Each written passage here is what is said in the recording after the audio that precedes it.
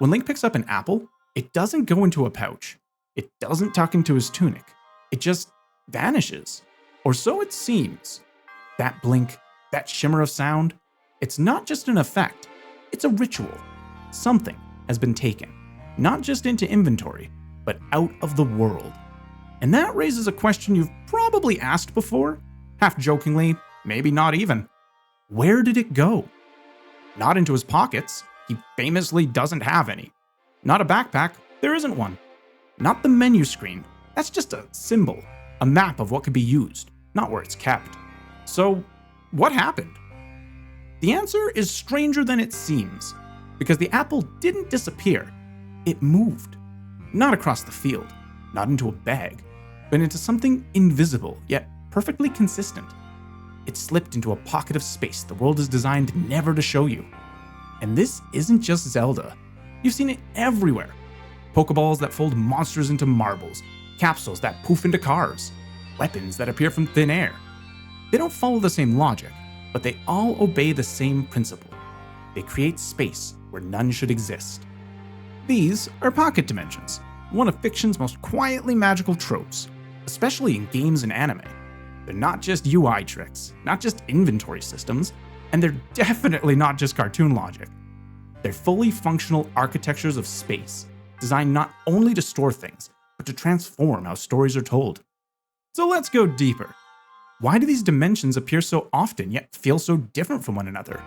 Why do they start as gags or gimmicks but end up feeling sacred?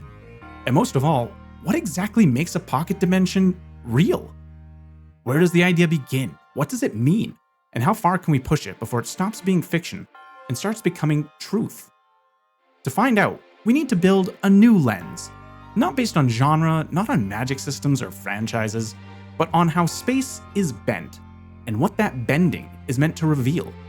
We'll begin with the simplest tools, the smallest containers, the things we stopped questioning long ago. And from there, we'll trace a path through 5 escalating levels of spatial logic, from function to metaphor to meaning, from Link's humble apple to entire worlds that shouldn't exist, yet somehow do.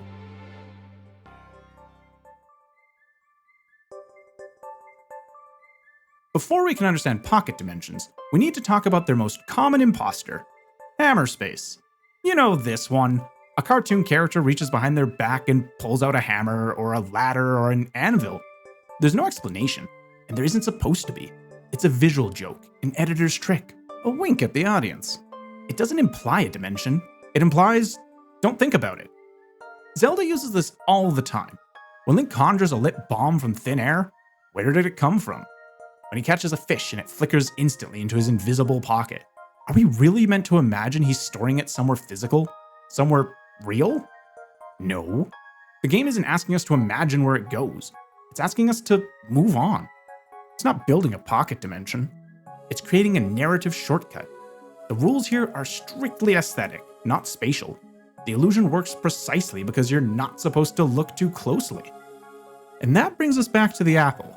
When Link picks one up off the ground in Breath of the Wild, something weird happens.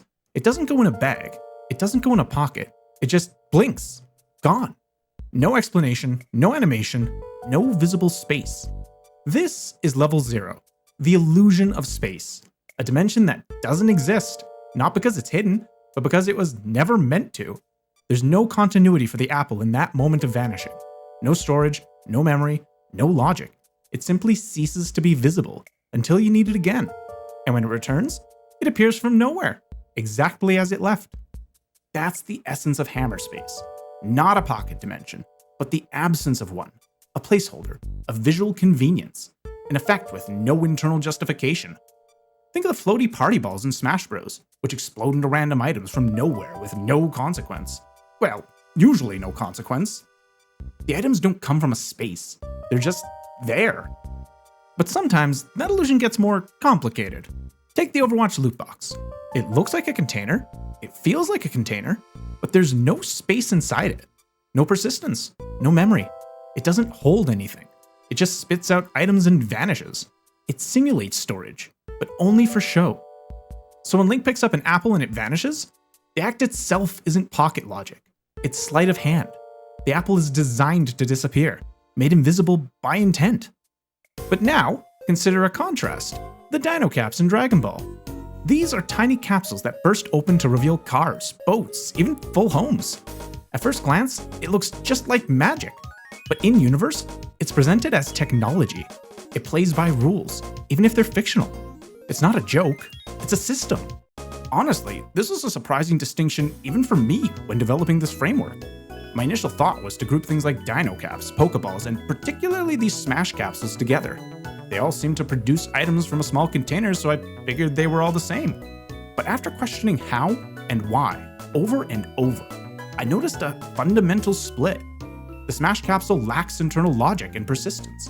There is no continuity to them, and the plot never acknowledges them at all. They're simply a manifestation of random generation. This is why Level 0 exists at all, to define this as the baseline illusion. While things like Dino Caps and Pokeballs carry implications of structure and continuity, they clearly belong somewhere else.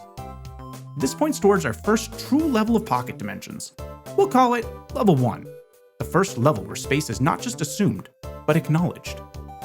To help us differentiate these various levels of fictional space, I'll be using 5 simple questions. Think of them as lenses to gauge how real a dimension feels within its narrative context. You don't have to memorize them, but they'll guide our exploration. First, does it keep existing when you're not looking at it? Second, does it have rules? Third, is it something you use on purpose? Fourth, does it feel personal? And finally, does it actually matter to the story? Now, it's important to note, these aren't strict checkboxes where every single one needs a yes to qualify. Rather, they're lenses to help us understand the profile and nature of each type of pocket dimension. A dimension might score highly on narrative weight, but low on persistence, for example, and that tells us something crucial about its function. Think of these less as a pass-fail test and more as a way to map the characteristics. Let's look at some clear cases. Consider Link shattering an ordinary pot. You get a rupee, so it feels like you opened a container, right? But apply our framework, and it's pure level 0. The pot itself has no persistence. Shards disappear instantly. In that rupee, it wasn't stored in there waiting.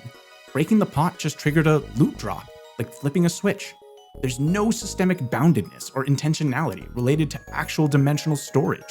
It just looks like a container, but functions as an effect. The same applies when a defeated bokoblin vanishes in smoke.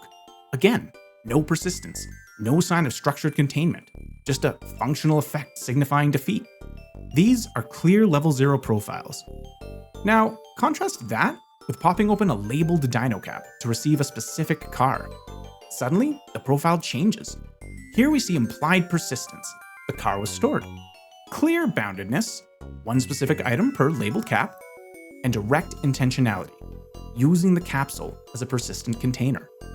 These characteristics, persistence, structure, intentional access, are what signal the jump beyond mere illusion. Even if other factors like narrative weight are low, this is the clear beginning of level 1.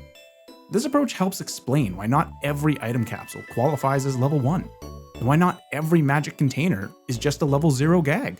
A Pokeball? It remembers, responds, it's reusable, clearly operating beyond level 0. The Ender Chest in Minecraft? It's not just storage, it's a network, a dimension with rules. And the Banker in Clocktown? That one might need a level on its own, but we'll get there. For now, the important step is leaving behind illusions and stepping into the realm of functional fiction, because the next level isn't about vanishing objects, it's about space that stays.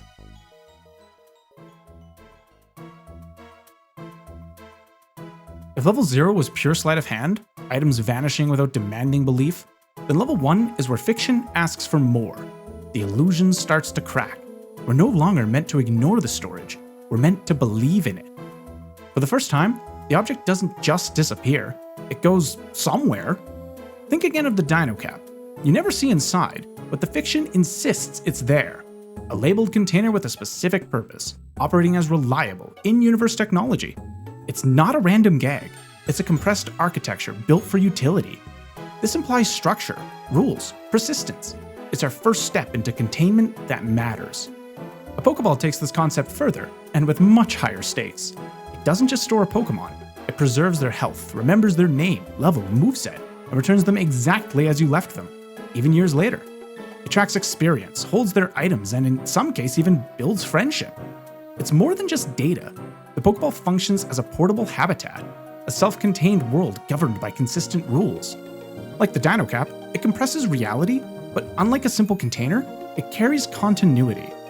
These aren't just aesthetic conveniences anymore. They're systems, spaces, even unseen ones, defined by limits, rules, and consequences. They represent a real fictional system that knows what's inside it.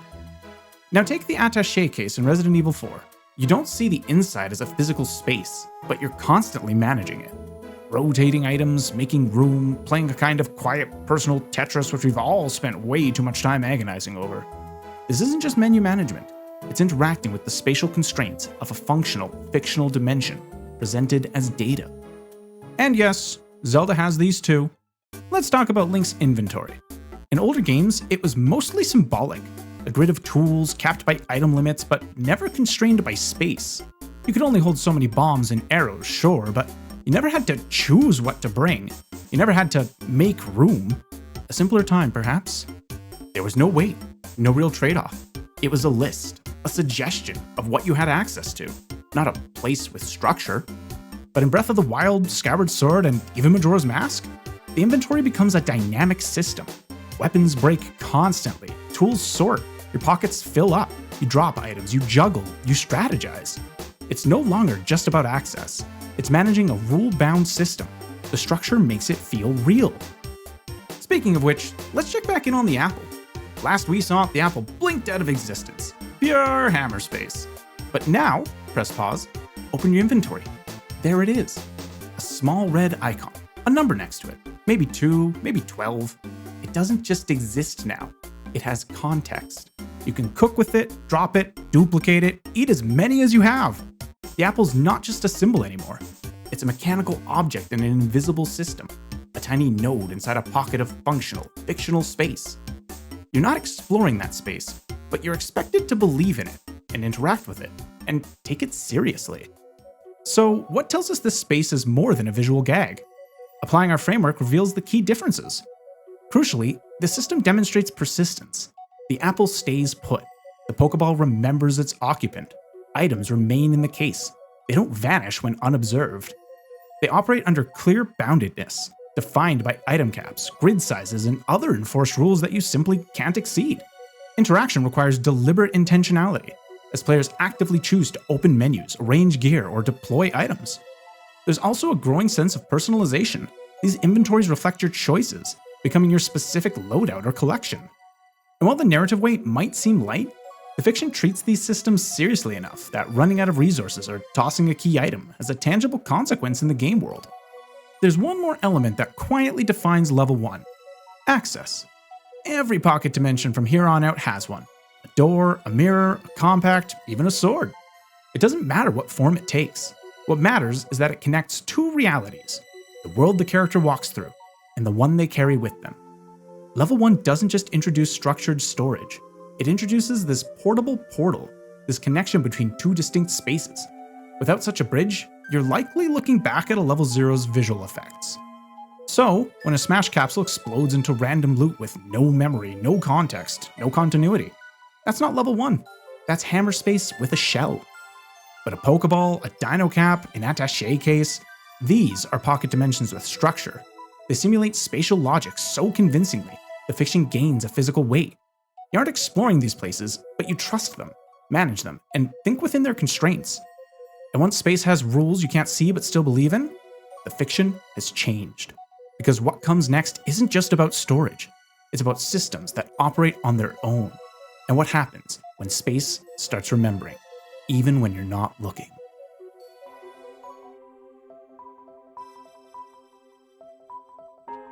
So far, our pocket dimensions have been containers, spaces existing for you, often carried by you, activated because of your direct interaction. Level 1 gave us structure we believe in, but now we encounter something deeper, systems that persist without you. They don't just hold things reliably, they keep functioning, keep remembering, even when you've closed the menu, logged off, or aren't anywhere near an access point. This is level 2. We're moving beyond personal tools and into infrastructure. These are pocket dimensions existing independently, storing not just items, but context, and operating continuously in the background. The best way to understand this shift is to think about the Pokemon PC box. You don't carry it, you don't see inside it, yet the system faithfully holds hundreds of living creatures across an entire region. Accessed via standardized terminals, all the personal data associated with each Pokemon, levels, held items, nicknames, persists indefinitely within this network, whether you check in daily or yearly. The PC terminal isn't the storage, it's merely the interface. What you're plugging into is a vast pocket dimension with cloud infrastructure, running silently and constantly to maintain this continuity. Once you grasp this concept, storage divorced from your immediate presence, you see level 2 pocket dimensions everywhere. We see the same thing happen in Minecraft with the Ender Chest. No matter where you place it or how far apart they are, every Ender Chest links to the exact same storage space. It doesn't matter if you traveled across the map or started a new base. Open the chest, and your items are right there, untouched. The chests aren't the dimension, they're just doors. What matters is the space beneath them, consistent, persistent, and real even when you're nowhere near it. You can destroy every chest in your world, and that space would still exist. Build a new one, and the link reestablishes instantly. That's not convenience, that's continuity. We see this mirrored in the persistent banks and storage systems of countless MMOs. Log off for months, return, and your carefully hoarded gear is waiting. The specific banker or terminal you interact with doesn't really matter. The underlying system holds true across the entire game world. You trust these invisible vaults because the proof is simple. Your items have never stopped existing. These systems feel robust, almost mundane, precisely because they're designed for unwavering persistence. But then you meet the Clocktown banker from Majora's Mask, and suddenly, continuity gets crazy. As I'm sure you know, this is not the same as an MMO banker. This guy lives inside a doom loop. Every 3 days, the world resets, your inventory vanishes, conversations repeat, the moon resets its descent, everything forgets, except your rupee balance. When Link deposits money, the banker doesn't give you a receipt, he stamps your hand. No vault, no password, just a stamp. That's the system. 3 days pass, time resets, you return with the same hand, and he honors the balance. Here's the twist. The banker himself doesn't remember you. He trusts the token, the stamp, which acts as a key authenticating a value that persists outside the normal flow of time. And that's what makes this a fascinating edge case. This isn't a networked system like the Pokemon PC. It's an entirely localized system, a loophole in reality, enforced by protocol. But it behaves exactly like a level 2 pocket dimension. A deposit is made, the world resets, the system persists, and access is granted through an interface. The banker doesn't carry memory, but the system does, and he just trusts the rules. It's not spatial continuity, rather value continuity, a tethered bit of data the game has chosen to protect. And because the game commits to it, the fiction holds. Turns out all you need to escape a temporal apocalypse is good banking. So let's test our apple here. Direct storage wouldn't survive the reset, but if Link banked the value of the apple, the banker might record the obligation, stamp 421 is owed 1 apple. After the reset, the original fruit is gone, but the system remembers the debt. The banker fulfills the contract with any old apple because the system stored meaning, not matter. This still qualifies as a level 2 because the crucial element, the obligation, the system's record, persisted. It's persistence through protocol. Tracing the shape of level 2, its defining characteristic is undoubtedly persistence. These systems absolutely keep humming in the background, remembering context and contents long after you've looked away. They also maintain clear boundedness, operating with inherent structures like storage caps, sorting rules, and specific interfaces, even if the full system remains unseen. Access always requires intentionality. You aren't just falling into these dimensions, but actively logging in, opening a specific chest, or presenting a token to the banker. Personalization is common, with many systems tied directly to your character, like an Ender Chest, though some exist within shared ecosystems while still securing your personal assets. Finally, their narrative weight can be surprisingly significant, carrying real stakes, particularly when, as in Majora's Mask, their continuity defies the world's own tendency to forget. What ties these systems together is the interaction model. You're not just reaching into a bag, but interfacing with a network or protocol-driven system. A terminal, a magical chest, a stamped hand. Each interface is a doorway, signifying that space doesn't just serve the character anymore, it exists around them, humming with unseen continuity. These dimensions aren't places you physically enter, yet, but they are the invisible architecture enabling persistence across time and space. So what happens when that architecture becomes substantial enough, not just to support the world, but to become a world itself?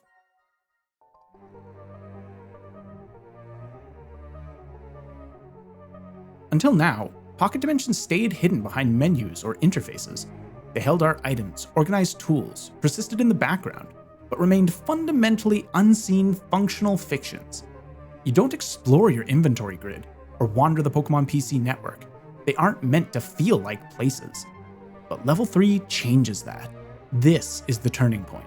The moment a pocket dimension stops being merely a container or system and becomes spatial. You don't just access it anymore, you enter it. You walk across its terrain, leave footprints in its dust, experience its environment firsthand. A level 3 pocket dimension is walkable, rule-bound, and typically sealed from the outside world. It doesn't just suggest another reality, it is one. Crucially, these aren't metaphors or dream sequences, they are tangible places with their own dangers, unique inhabitants, perhaps even weather. There's risk. Access usually requires crossing a distinct threshold, an artifact, a portal, a curse. And once you're inside, you are really inside. Take the Dark World from A Link to the Past. You enter through specific portals into what seems like a twisted reflection of Hyrule. But it's more than just a new map. It's a sealed dimension operating under its own logic. Link himself transforms, the geography warps, enemies behave differently. This isn't just a backdrop. It's a cohesive parallel reality, bounded, traversable, and deeply consequential. It has its own dungeons and progression, but also metaphysical rules about reflecting the heart. You're required not just to visit, but to live within its altered physics, adapt, and ultimately solve the problems it presents. It's a complete, narratively resonant second world, born from the corruption of the first. Similarly, consider the Twilight Realm in Twilight Princess. You don't just warp there. You're granted access through the Mirror of Twilight, a divine object broken and hidden across the world. Passing through that gateway isn't like entering a dungeon. It's stepping into a fully realized world with its own logic. The muted senses, the alien geometry, the presence of cities, politics, and history. It all speaks to a sealed environment with its own internal order. Link doesn't transform this time, not because the realm stopped working, but because he's already been reshaped by it. The dimension's rules haven't changed. He has. And ultimately, the connection is severed when Midna shatters the mirror herself, sealing the realm away once more. Not erasure, not undone, just closed. That's what defines a level 3 pocket dimension. Not just that it's separate, but that it's operational. These worlds have weight, consequences, and spatial memory. You don't just pass through, you adjust to them. And this adjustment extends even to the items you carry. So what about the apple? We've seen it vanish, get tracked in a system, and even its value persist through time. But in a level 3 dimension, the apple itself might stop being a simple inventory icon. It could become part of the world. Think about the soul orbs in Twilight Princess. You can't just pocket them. You must physically carry them through the cursed twilight, often unable to defend yourself. They aren't just key items, they embody the realm's logic, made portable and burdensome. An apple encountered within the Dark World or Twilight Realm might function similarly. Not just an item in the realm, but of the realm. A dimensional relic, perhaps, subject to the world's unique rules, rather than just your standard inventory conveniences. We see variations of this principle everywhere. In Genshin Impact, the Serenity Pot starts by feeling like a level 1 storage, but quickly reveals itself as a dimension you step into. You walk around, build, decorate, host guests. You live in it. Though you place the items, you interact with them within a space that has clear boundaries and operates under standard physical rules like gravity, reinforcing its nature as a tangible environment. It's about the place, not just the inventory. Or consider the hyperbolic time chamber from Dragon Ball, a blank dimension entered through a door where time and physics are radically different, demanding adaptation and yielding tangible results upon exit. The chamber operates on its own distinct rules, separate from the outside world. Likewise, reaching the end in Minecraft requires a deliberate, constructed ritual. What awaits isn't just another biome, but a different order of space, silent, suspended, alien. It feels like a final frontier, not just because of the boss, but because the architecture itself signals a fundamental break from the main world. Confronting it feels like confronting the dimension itself. So what unites these different examples? Well, they're all realms, sealed off, shaped by unique rules, structured to be inhabited. You enter, walk, adapt, survive. They have physics, logic, and genuine stakes. Checking against our framework confirms this. Persistence is high. These worlds exist independently. Boundedness is clear. Defined entries, exits, and internal rules. Intentionality is crucial. You always choose or are forced to enter. Personalization is less about the world reflecting you and more about how you are affected by the world, though spaces like the Serenity Pot allow for personal expression within the realm's rules. And the narrative weight is undeniable. These are often major turning points, reshaping the story and the protagonist. Level 3 represents the shift to space with presence, space that remembers itself and actively contains you. The moment a dimension stops just holding your items and starts holding you is when the architecture of fiction becomes truly immersive. But existence within these dimensions is often about navigating place and challenge. What about dimensions that aren't built for exploration or survival, but exist solely to mark a change within? Brief ruptures in reality built not to contain, but to transform. That takes us to level 4.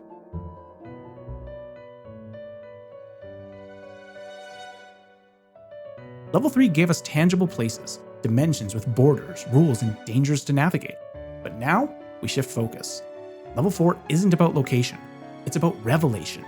These dimensions aren't environments built to be explored. They are moments given spatial form. They're summoned, often by ritual, crisis, or profound transformation. They manifest when the narrative needs to externalize an internal state, when identity shifts, when something deep within the character must be made visible. If level 3 is where the space becomes convincingly real, then level 4 is where change becomes space. Think of it like being in the zone, made literal. These aren't static places on a map. They are temporary, altered states, highly symbolic and loaded with meaning. They rise up when the moment demands it, and often vanish once the truth they embody is acknowledged or resolved. You don't map a level 4 pocket dimension. You don't clear it like a dungeon. You pass through it. And crucially, when you emerge, you are no longer quite the same. These are not zones of storage or strategy, but zones of revelation, narrative crucibles where the next version of the very self is forged. Chances are, you've encountered these metaphysical theaters often. Think about Sailor Moon's iconic transformation sequence. She raises her compact, light erupts, ribbons swirl. But where does this transformation physically occur? It happens nowhere and everywhere. In a void, a prism of light, a ritual space unbound by normal physics or continuity. There's no ground, no villain waiting in the background, just pure becoming. This isn't mere stylistic flair. It's a pocket dimension, called into being by identity. A space where the story pauses, so the self can declare itself. You don't return there, you emerge from it, changed. However, not all level 4 spaces involve such dramatic flair.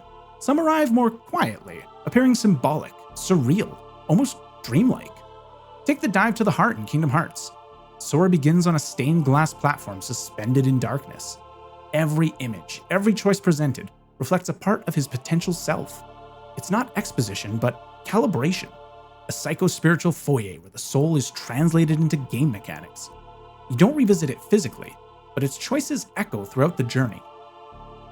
Ocarina of Time presents another profound example in the Chamber of Sages.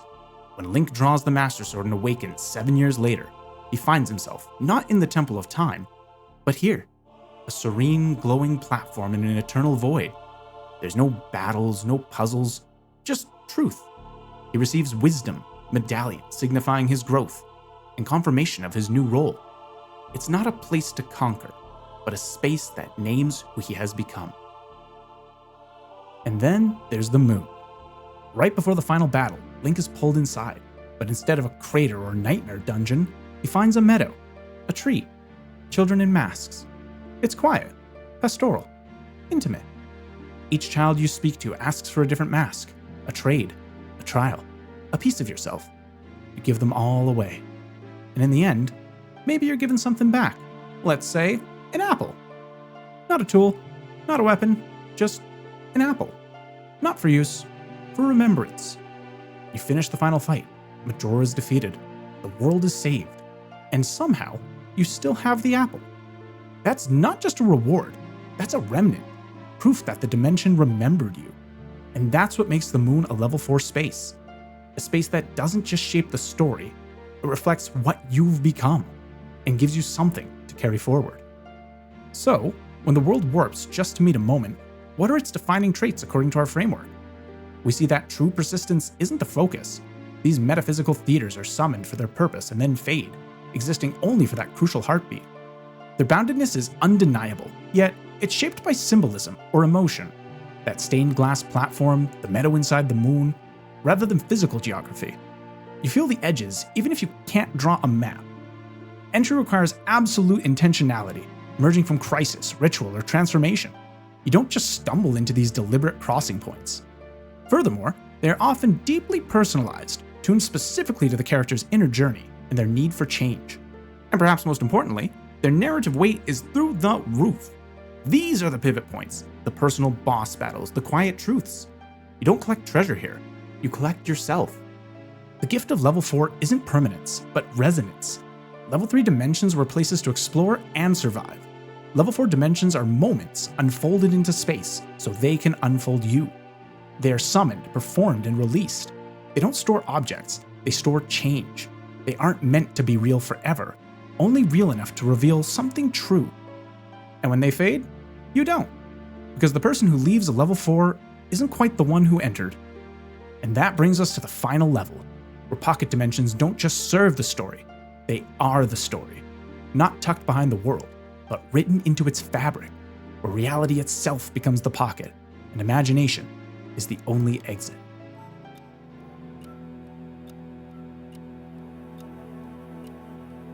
Every pocket dimension we've encountered so far, from simple storage to transformative moments, ultimately existed within a larger story. Level 5 turns that premise inside out. Here, the dimension isn't just part of the story, it often is the story's fundamental reality. These aren't worlds you merely visit, they're worlds whose very existence hinges on authorship, on being dreamed, programmed, written, or believed into being. These aren't just metaphors or set dressing, they function as living systems, often self-contained, sometimes recursive, occasionally even aware. And they all share one potent defining trait. They can be rewritten. Whether that power lies with a god, the player, a rogue AI, or the narrative itself, Godspace doesn't just contain things according to rules, it responds to intention that can alter those rules. This isn't just about wielding power within the space, it's about the power over the space. It's about authorship. Consider Koholint Island from Link's Awakening. It initially presents as a charming, albeit quirky, Zelda world, but unsettling clues start to pile up. Villagers speaking in riddles about dreams, monsters possessing strange self-awareness. The slow realization dawns. This isn't just an island like a dream. It is the literal dream of the windfish. Its entire existence is contingent. And when Link plays the Ballad of the Windfish, prompting the dreamer to finally awaken, the dimension doesn't just reset or change, it collapses. Everyone and everything vanishes. The awakening wasn't just a plot twist, it was the foundation dissolving. A Godspace like Koholint isn't built primarily on terrain, but on meaning.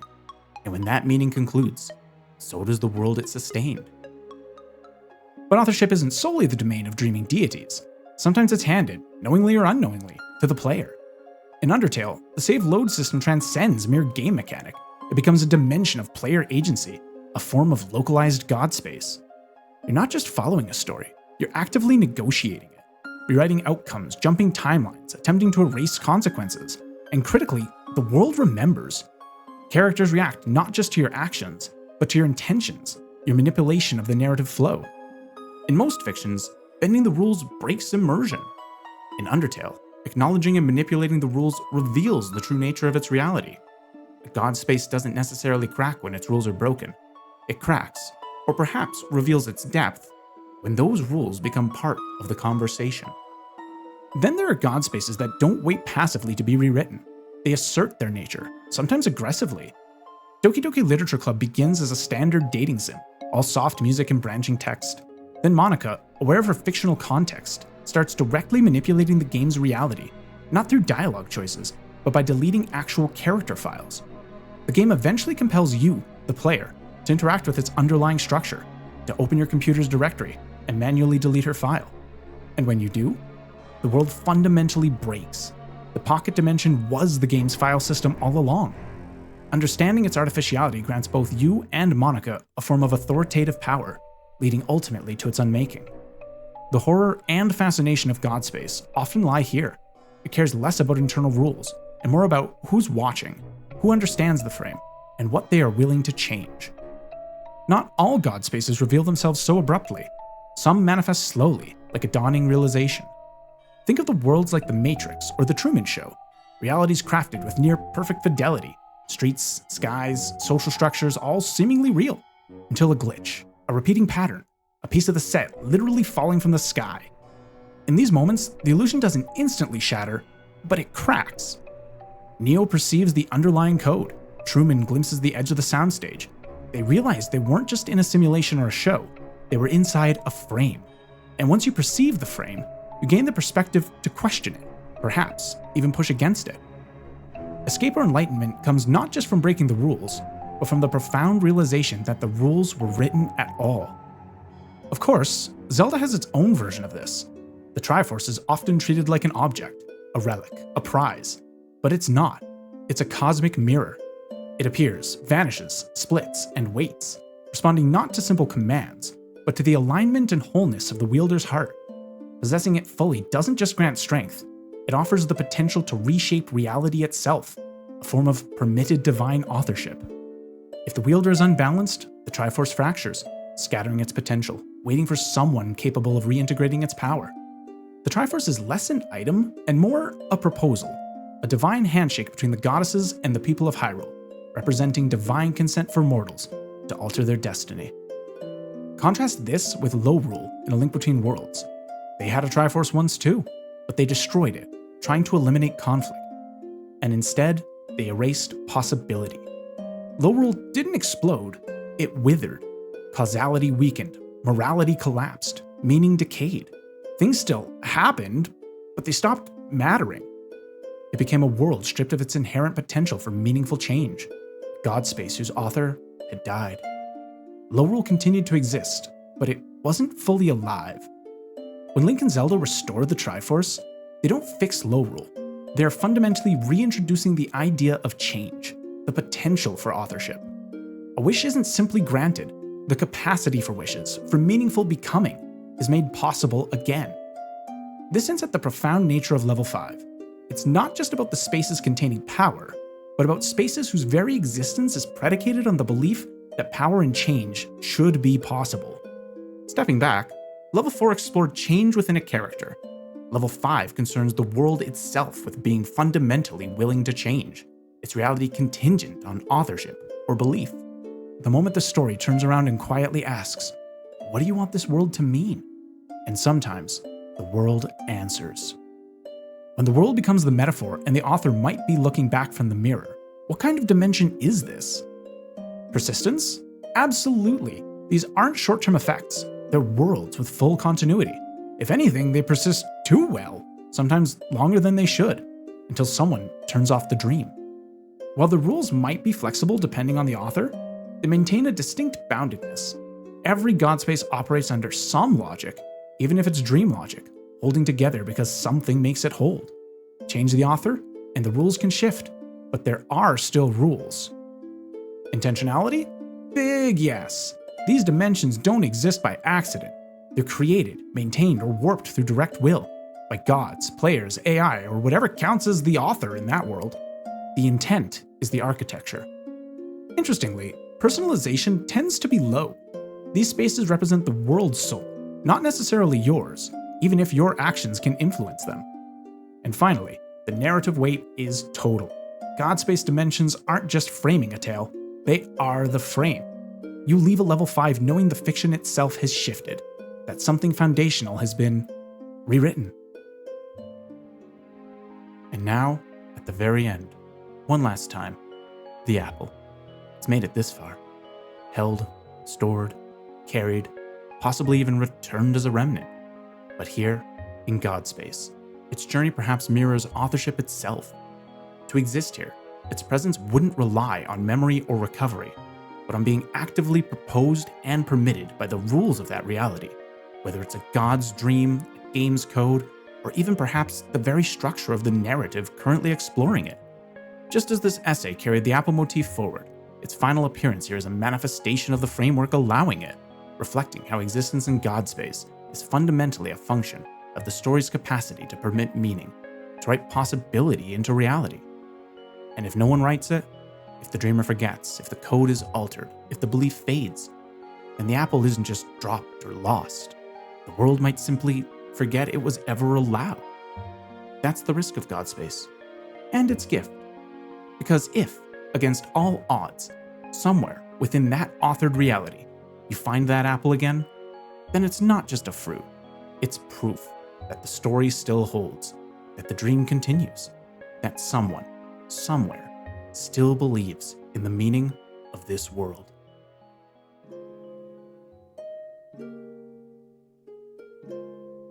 We started with a simple, almost silly question about Link's apple. Where did it go? But chasing that apple down the rabbit hole led us somewhere stranger and more profound. It revealed that a pocket dimension isn't just a clever inventory system for holding 99 fish. It isn't just a cool alternate world to explore, or a symbolic cutscene marking a change. No, a pocket dimension is something more fundamental. It's a core structure of storytelling itself. It's a way fiction gives tangible shape to imagination, turning abstract ideas into navigable spaces, imposing believable rules onto the impossible, making potent metaphors walkable, and ultimately, allowing us to explore the fascinating consequences that arise when reality itself bends. What began as noticing a few storage tricks unfolded into a kind of map, tracing how fiction warps space and, more importantly, why it needs to. We saw this evolution across 5 distinct levels, from the simple illusions of Hammerspace we agree to ignore, to functional systems built to reliably store and recall, then persistent networks that remember across time and distance, escalating to immersive realms we can physically enter and explore, reaching symbolic moments where transformation becomes spatial, and culminating in authored worlds, entire realities built on belief and susceptible to change. But more than a classification system, this reveals something deeper. Pocket dimensions emerge when storytelling confronts its own edges. They are the tools creators use not just to describe the impossible, but to build it, contain it, give it structure. They allow fiction to carefully fold up a piece of altered reality, and then pull it out, precisely when the narrative demands it. Thinking this way, maybe even the humble pause menu qualifies as its own kind of pocket dimension. That tiny player-invoked sanctuary where time halts, enemies freeze, and the immediate danger recedes. It's a space carved out for healing, planning, reflection. More than just a button press, it's a brief contract with the game, a breath held outside the flow of time, a pocket of precious control in a chaotic world, a quiet space that softly reassures, just for this moment, you're safe. So the next time you open an inventory menu, step through a glowing portal, notice a glitch in the game's reality, or find yourself wondering why the moon suddenly seems to be watching you, take a moment. Consider the unseen architecture. Recognize that somewhere, just outside the normal bounds of the world you've entered, there might be a room that shouldn't exist. And inside that room, perhaps in the quiet space between the systems, you might find something the story couldn't quite say out loud. Because in the beginning, Link's apple simply vanished into convenient emptiness. But by the end of our journey, we've seen it travel through intricate systems, tangible realms, symbolic moments, and realities hanging by the thread of belief. The apple was never just about space. It's about what you choose to hold on to. Not because a system needs it, not because the game asks you to, but because you believed it mattered. And perhaps that's what an inventory truly represents. A small space the world grants you to carry what you decide has meaning.